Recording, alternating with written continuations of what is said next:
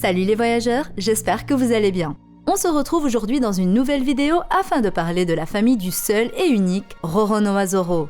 Et toi, cher voyageur qui passe par là, je te vois. Abonne-toi si ce n'est pas encore fait. Vous êtes plus de 40% à voir les vidéos sans être abonné. Donc rejoignez l'aventure, je ne mords pas. Et si la vidéo t'a plu, utilise ton acquis du likement et n'oublie pas d'activer la cloche d'or de Chandora pour faire partie de l'aventure Locpause. Maintenant que tu as rejoint notre équipage légendaire, on peut commencer la vidéo. C'est avec le SBS du tome 105 de One Piece que nous avons pu avoir plusieurs révélations et informations sur le manga. Dans cette vidéo, on se concentrera particulièrement sur l'arbre généalogique de Zoro et donc ses racines, ses origines. Nous avons pu apprendre que sa mère s'appelle Terra, qu'elle était une criminelle par le passé et qu'elle est morte de maladie. Son père, quant à lui, s'appelle Roronoa Arashi. Zoro a donc bien pris le nom de ses parents, mais ses origines ne s'arrêtent pas là. En effet, le dernier SBS en date nous révèle le nom de ses grands-parents, Shimotsuki Furiko comme étant sa grand-mère et Roronoa Pinzoro comme étant son grand-père. Il s'agit ici de ses grands-parents paternels, les parents de Arashi. Et nous n'en savons pas plus sur les grands-parents maternels,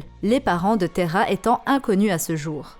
Comme vous l'aurez compris, et comme le SBS le stipule clairement, Roronoa Zoro est en réalité un descendant des Shimotsuki, un clan prestigieux au sein de Wano Kuni, l'un des 5 clans des daimyo. Nous savons que Shimotsuki Furiko, la grand-mère de Zoro, a quitté Wano Kuni aux côtés de son frère Kozaburo il y a de cela plus de 50 ans. Mais ils ne sont pas les seuls à faire partie de la fratrie. En effet, il ne faut pas oublier Ushimaru, celui qui est confirmé comme étant le petit frère de Furiko. Il est l'un des hommes qui a été enfermé par Kaido dans une grotte prison de Wano Kuni suite à sa puissance en tant que samouraï. Nous l'avons connu dans le manga lors du flashback de Yamato. Cet homme qui ressemblait trait pour trait à Zoro avait fait trembler la sphère et les liens de famille entre ces deux hommes étaient pratiquement devenus une évidence. Cependant, Oda n'a pas souhaité confirmer le lien qui les unissait, du moins jusqu'à ce jour. En effet, étant donné que Furiko et Ushimaru sont frères et sœurs, il s'avère qu'Ushimaru est le grand-oncle de Zoro, étant de base l'oncle de Arashi. Ancien daimyo de Wano Kuni et considéré comme un samouraï hors pair,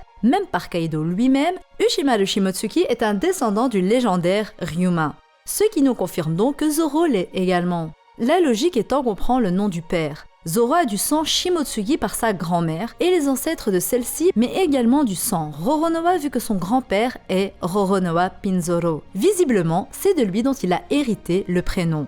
Zoro est donc bel et bien un Roronoa ayant du sang des Shimotsuki. S'il ne porte pas ce nom, c'est uniquement car le nom est transmis de père en fils. Du moins, c'est le cas pour les habitants de Wano Kuni. Nous avons aussi appris que Kuina était une Shimotsuki ayant quant à elle hérité de ce nom car son père était Koshiro Shimotsuki, le fils de Kozaburo. Kuina et Zoro sont donc des cousins éloignés car leurs pères sont cousins. Entre autres, Koshiro et Arashi sont cousins au premier degré. Kozaburo est l'oncle de Arashi et Furiko est la tante de Koshiro. Kuina et Zoro sont donc quant à eux cousins au deuxième degré car c'est via leur grand-oncle qu'ils ont ce lien. Ce qui nous mène à nous demander, Zoro connaissait-il réellement ses origines? Lui qui n'a pas l'air de s'en soucier, est-ce car il connaissait ses parents et sa famille de East Blue ou est-ce juste car il n'en a pas à s'en soucier? Après tout, de la même manière que Luffy, Zoro ne cherche qu'à atteindre son objectif. Il se fiche de savoir qui sont ses ancêtres. Kozaburo, grand-père de Kuina, était le grand-oncle de Zoro au même titre qu'Oshimaru. Cependant, de ce qu'on a vu dans le mini-flashback de Zoro, ce dernier ne le traitait pas comme un membre de sa famille.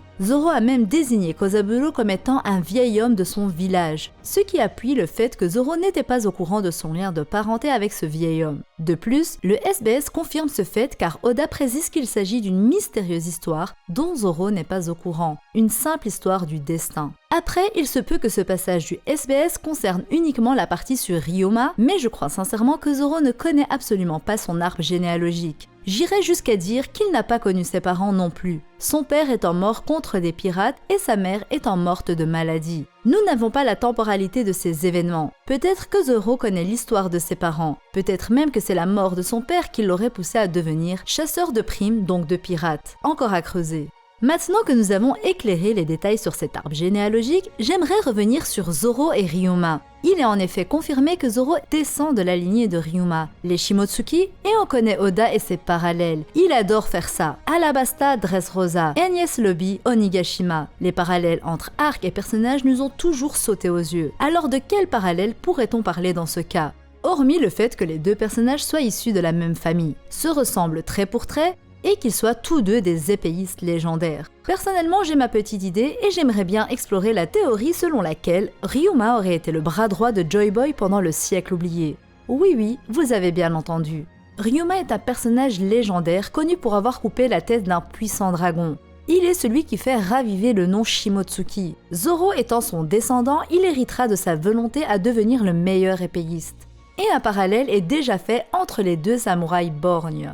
Zoro est le bras droit de Monkey D. Luffy, le premier à avoir été recruté par notre capitaine préféré et l'une des deux ailes du futur roi des pirates. Roi des pirates qui n'aura pas que ce titre, car Luffy est également le porteur de la volonté de Nika, le guerrier libérateur, le dieu du soleil. Monkey D. Luffy sera celui donc qui rendra sa liberté au monde et qui fera tomber le gouvernement mondial en ayant la détermination de Nika depuis le début du manga. Nous pouvons sans problème avancer le fait que Joy Boy est hérité de la même volonté à son époque, ou qu'il est en réalité et qu'il a toujours été le vrai Nika. Il aurait deux noms différents, mais Joy Boy ne serait qu'un autre surnom du guerrier libérateur. Ce guerrier libérateur tant important ne serait pas sans compagnon et ne serait pas resté sans bras droit. Je vous ai fait une vidéo complète sur son équipage potentiel, donc n'hésitez pas à aller la voir si ce n'est pas déjà fait. Et si je vous disais que Ryuma Shimotsuki était en réalité le bras droit de Joy Boy? Un samouraï légendaire comme Ryuma étant le bras droit de Joy Boy, c'est tout à fait plausible. Après tout, on parle d'un homme aussi puissant que légendaire, aussi effrayant que souriant. Un homme pour lequel on a effacé 100 ans d'histoire dont il était le héros. On parle de nul autre que Joy Boy. Ses nakama devaient être dignes de ce nom et ce ne serait pas un déshonneur pour Ryuma de servir son capitaine Joy Boy. Après tout, on ne connaît pas la temporalité des événements et on ne sait donc pas quand Ryuma a existé. Peut-être était-il un daimyo de Wano Kuni avant la fermeture des frontières de Wano Kuni. Ce qui pourrait contrer cette théorie, c'est le fait de se dire que le cadavre de Ryuma n'était pas qu'un squelette et qu'il a pu être utilisé par Moria alors que Brook a vu son corps se séparer de sa chair en 50 ans. Alors est-ce une erreur de la part d'Oda de nous montrer que le corps de Ryuma n'était pas si dépéri que ça? Ou alors peut-on supposer que ce dernier soit mort il y a de cela une centaine d'années? Si c'est le cas, la théorie selon laquelle Ryuma serait le bras droit de Joy Boy tombe à l'eau. Mais ce n'est pas pour autant qu'un ancêtre de Ryuma et de Zoro n'ait pas été à cette position. Quoi qu'il en soit, que Ryuma ait été à cette position ou qu'il s'agisse d'un autre Shimotsuki, il est intéressant de noter que par cette théorie, on va donc jusqu'à pousser le parallèle assez loin. Et comme je l'ai déjà dit dans ma vidéo sur Joy Boy et son équipage, même un Kozuki aurait pu faire partie de cet équipage mythique. Le Kozuki aurait eu le rôle que Nico Robin a actuellement. Sauf qu'à l'opposé de Robin, il ne devrait pas déchiffrer les poneglyphes mais les écrire et laisser des traces de leur passage dans tout le monde. Joy Boy a dû avoir d'autres membres avec lui bien entendu, comme on l'avait vu ensemble avec Zunisha qui était sûrement le navire de cet équipage, qui est considéré comme un nakama à part entière. Il aurait pu avoir également à ses côtés la princesse sirène de l'époque, vu qu'on sait que Joy Boy lui avait promis qu'il sauverait le peuple des hommes-poissons. Toki qui a voyagé dans le temps et qui a dit être né il y a 830 ans. Bref, comme déjà précisé, je vous avais fait une vidéo entière dessus, donc n'hésitez pas à aller la voir. Pour revenir sur le cas de Ryuma et de son affrontement contre un dragon, on peut se poser plusieurs questions. Est-ce qu'il s'agissait d'un vrai dragon ou d'un fruit du dragon comme Kaido? Après tout, les fruits du démon sont mystérieux. Et si la théorie de Vegapunk stipule que les fruits découlent du désir des humains, j'aime plutôt la théorie selon laquelle les fruits du démon proviennent directement d'êtres vivants. Car on le sait, ces fruits des plus mystérieux contiennent une âme et la question est de savoir comment cela se fait-il. Oda va-t-il suivre la voie de la technologie ou la voie du fantastique, du mythique? Personnellement, je préfère la voie du surnaturel. Selon moi, les fruits sont créés sur base de l'âme d'une personne, d'un être vivant, un élément naturel. Tout ce qui contient une âme peut se transformer ou donner vie à un fruit du démon. Ce qui signifierait que le fruit de l'humain modèle Nika serait donc né de l'âme du dieu soleil lui-même et que ce dernier est donc toujours présent dans le fruit en question. Il en va de même pour le fruit du dragon qui serait né de l'âme d'un dragon qui fut bien vivant à une époque. Un peu complexe, je vous l'accorde, surtout quand on connaît l'étendue des pouvoirs existants dans One Piece. Maintenant, j'aimerais quand même revenir sur une théorie qui a été partagée suite à la révélation du nom de Terra, la mère de Zoro. En effet, son nom signifie la terre. Et si on s'intéresse au bras gauche de Luffy, Sanji, le nom de sa mère, Sora, signifie le ciel. Peut-être donc que la mère de Luffy s'appelle Umi, signifiant la mer. Terre, mer et ciel, les trois piliers de la planète et du monde. La mer est ce qui permet à la planète ainsi qu'à son humanité d'exister. Elle est la créatrice de toute chose. C'est de l'eau dont découle toute création. Elle est en abondance sur la planète, mais aussi dans nos corps. Luffy est le centre du monde de One Piece et il est celui qui a la mission de libérer le monde. C'est de lui que découle toute détermination de la part des gens. Là où il passe, les gens sont heureux. La Terre, elle, est la partie solide qui permet aux gens de se déplacer. Elle résiste dure comme de la roche et est également très importante. Zoro, le meilleur des bras droits, est toujours celui qui encaisse, qui prend sur lui. Il est parmi les Mugiwara le plus tolérant à la douleur, le plus endurant au coup. On a pu le voir à Thriller Bark avec Kuma et Onigashima avec le Hakai. Quant au ciel, il recouvre tout le monde et agit comme une barrière protectrice et d'un bleu scintillant aux yeux. Le bras gauche, Sanji, correspond parfaitement à cela, étant lui aussi toujours prêt à se sacrifier, protégeant les êtres faibles.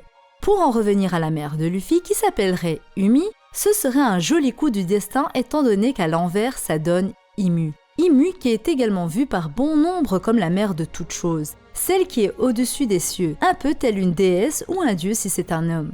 On pourrait penser que Imu serait la mère de Luffy, mais personnellement, je ne pense pas. Même si la théorie est intéressante et que j'en ai déjà parlé sur la chaîne, Oda a affirmé que la mère de Luffy n'aurait pas d'importance dans le manga et vu le rôle d'Im-sama, les deux sont aux antipodes. En tout cas, ce serait donc beau de voir les trois piliers de la planète se souder contre celle qui veut tout contrôler. Ça ferait un peu une sorte de rébellion de la part des humains contre les dieux, ou comme un affrontement entre le bien qui protège, adoucit, renforce contre le mal qui contrôle, manipule et profite. C'était une petite hypothèse sur le nom de la mère de Luffy qui a tourné et je l'aime tout particulièrement. Voilà les voyageurs, la vidéo touche à sa fin et j'espère qu'elle vous aura plu. Et vous alors, que pensez-vous de ces révélations? Déçus, surpris, contents? J'attends vos commentaires. Je vous souhaite une très belle journée et je vous dis à la prochaine.